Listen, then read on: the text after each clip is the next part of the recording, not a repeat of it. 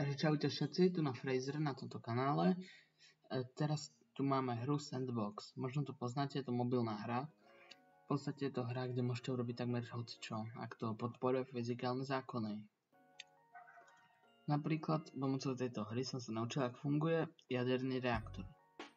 Je to celkom zaujímavá hra, tak ma napadlo, že by sme si ju mohli ukázať, lebo moc ľudí na našej scéne to neukázalo. Napríklad tu máme ako oceľ a asi môžeme tam dať toto, lebo toto nebude až taký dobrý príklad.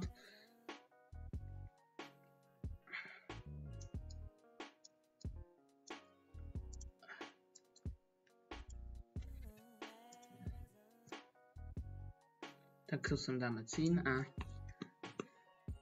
pod to dáme oheň.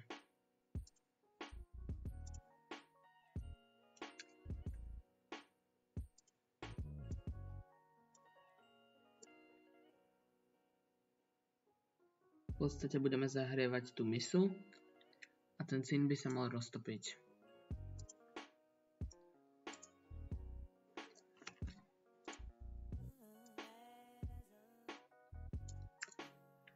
Už vidíte, jak to červená.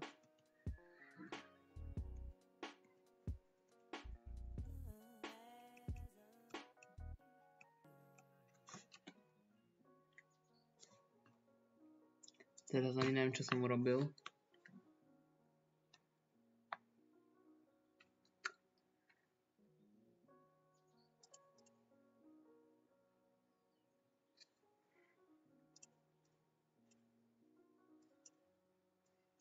Wow.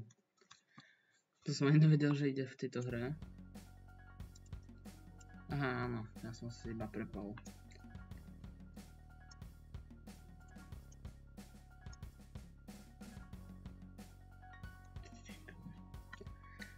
V podstate vidíte, tu ma sa kúsok cínu roztopil, len ja to úplne neviem, jak sa to robí v tejto hre. Ja som ju chcel iba trochu ukázať, ako nejaký content jednoduchý.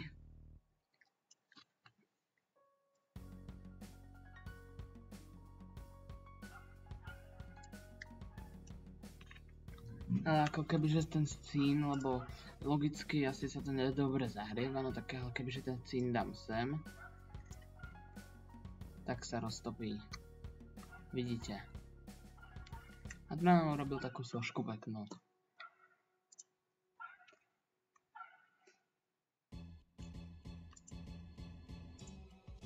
Toto je režim ako teploty.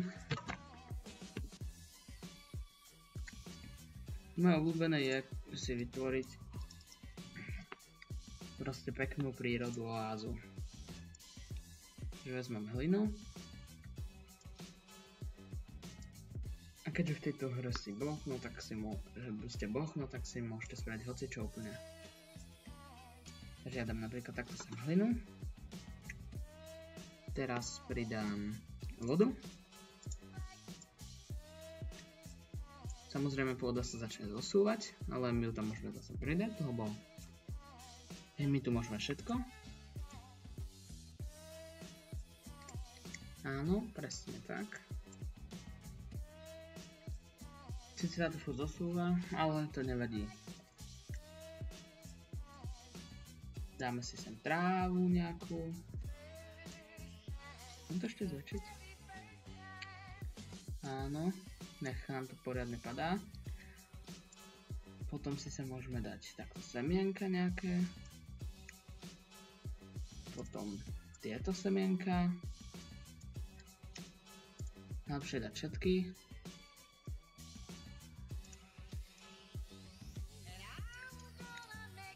Ešte tieto semienka. Ešte lekna nejaké treba určite.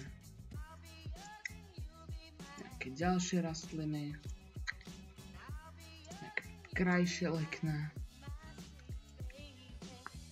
To je tak všetko. Teraz to zasypeme znova hlinou.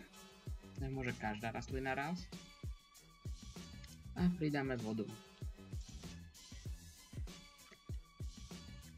A v podstate takto sme vytvorili nejakú ďalšiu takú oázu. Dá sa to spraviť aj krajšie, ale ja som to spravil strašne vysoko, takže nie je to také pekné, ale môže z toho spraviť fakt pekné veci. Alebo nevadí tu na tomu, dám sem hlinu a možno porastú. No a vidíte, znova rastú. Znova ako Boh sme všetko zachránili, samozrejme. A potom sa môžeme dať aj škodcov. Vírus ten všetko zničí. Nanoboti tie žerú a termiti. Ale termiti vedia zničiť nanobotov, či taká blbosť.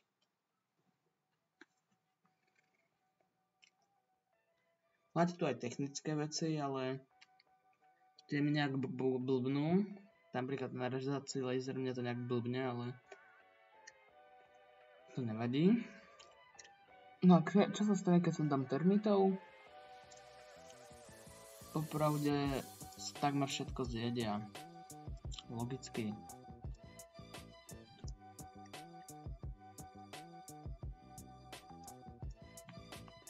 Ale je to taká sranda, lebo si viete vytvoriť takýto ekosystém a oni sa budú obnovovať tie rastliny. Ako rásť. A proste tie termity majú jedlo.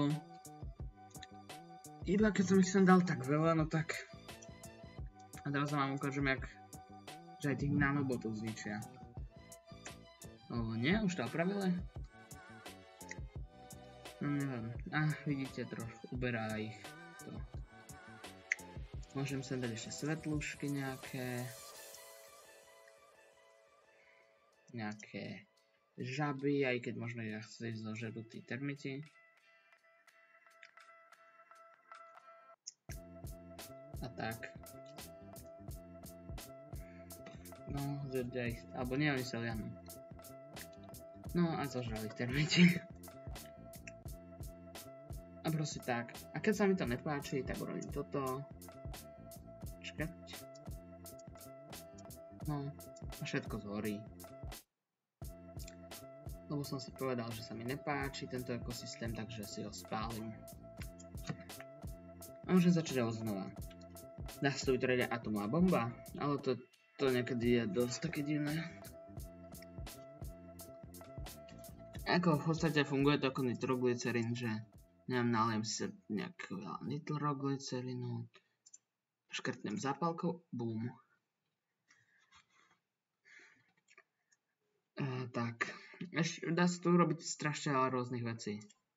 Kyselina tu mám, tá proste rozožerie to.